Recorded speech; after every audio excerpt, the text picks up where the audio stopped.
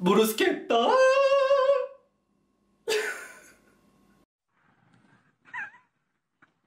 Bruschetta.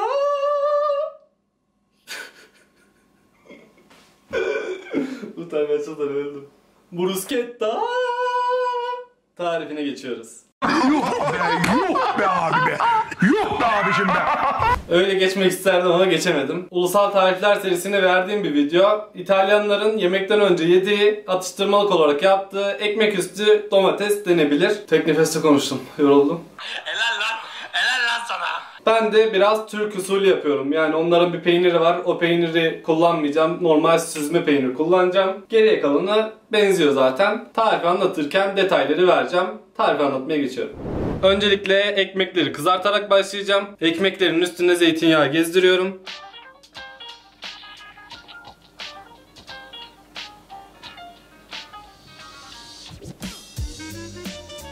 Tavayı yerleştiriyorum. Ekmekleri bu şekilde tavaya yerleştiriyorum. Ekmekler kızarırken ben de diğer malzemeleri hazırlayacağım. Üstüne ekleyeceğim domates için birazcık sıvı yağ.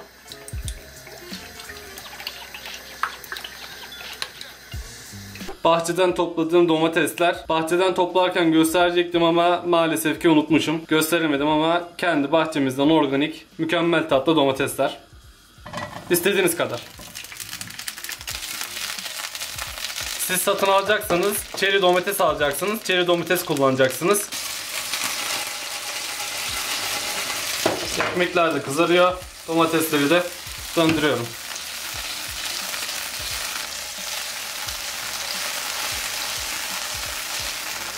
Domatesler biraz pörsümesi lazım. Onun için bekliyorum. Benim elimde sarımsaklı tuz var. Siz normal tuz kullanabilirsiniz. Daha lezzetli olsun diye sarımsaklıdan ekliyorum.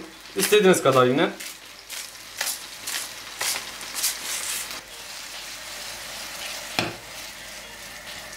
Tuzu ekledikten sonra da bir şöyle tuzu domatese yedirelim.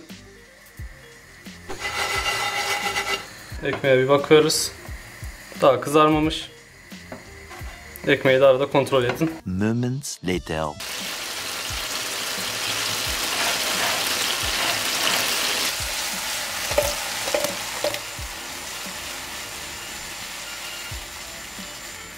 Ekmekler gördüğünüz gibi kızardı.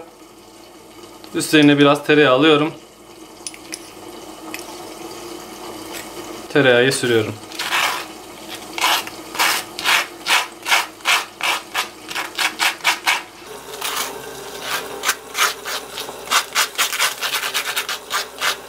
Zaten sıcak olduğu için güzelce eriyor. Ekmekler hazır. Şimdi domatesi yapmaya devam ediyorum. Şu an mutfak çok güzel kokuyor. Siz de yaparsanız o kokuyu alacaksınız. Domatesler bayağı gördüğünüz gibi piştiler. 2 diş sarımsak ekleyeceğim. Sarımsakları içine rendeliyorum. İkinciyi de rendeliyorum.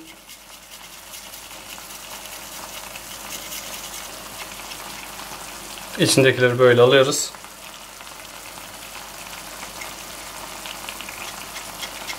Baharat olarak tuzu eklemiştim. 1 çay kaşığı kırmızı toz biber, 1 çay kaşığı karabiber, 1 çay kaşığı kekik. Hepsini ekliyorum. Şimdi hepsini karıştırıyorum.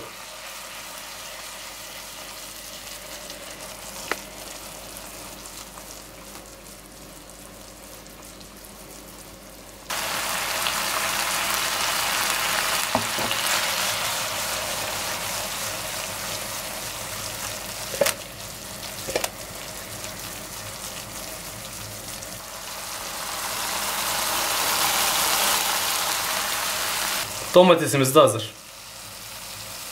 Normalde İtalyanlar mozzarella peyniri kullanıyor. Ben normal Türkiye'de herkesin evinde olabilecek peynir kullanmak istedim. Normal süzme peynir. Labne de kullanabilirsiniz. Yarım yarım böldüm. Şimdi ekmeğe sürüyorum. Güzelce hepsine sürüyorum.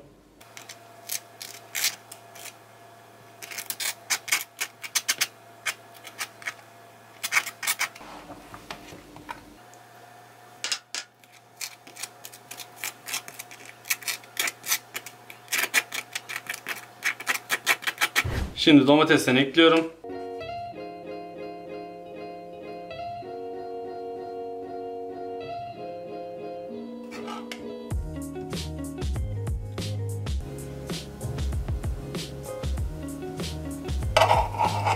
Sosundan da ekliyorum.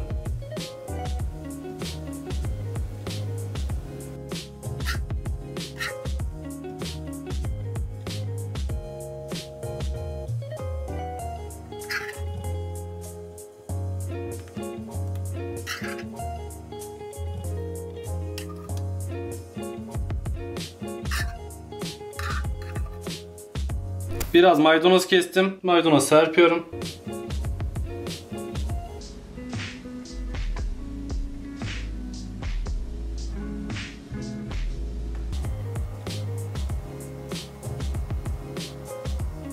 Şimdi etrafı toplayayım, tadında buluşuruz. Şimdi bir tanesinin tadına bakacağım. Öncelikle kesiyorum.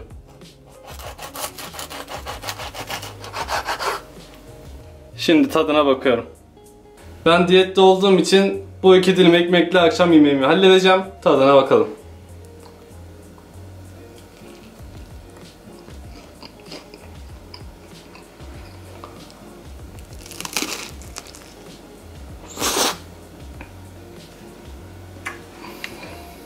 Bir şey yok. Bir şey yok. Bir şey yok. Bir şey yok. Bir şey yok. Bir şey yok. Olmuşken bunu bitireyim ben.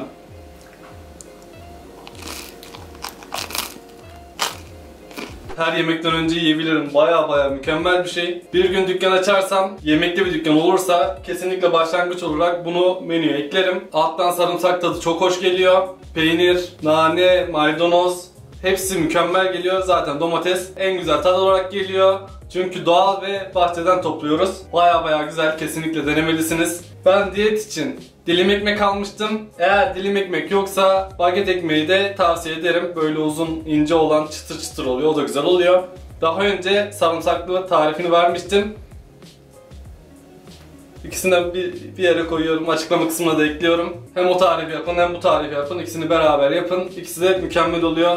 Videomun sonuna geldik. Videoyu beğenmeyi, kanala abone olmayı, çan butonuna basmayı unutmayın. Kalp de olsa, emoji de olsa yorum yaparsanız keşfe de düşer videolar. En azından bir emoji bırakın. Sonraki videolarda görüşmek üzere. Şimdi ikisini de yiyeceğim. Hepsini yiyeceğim. Size yok. Size yok.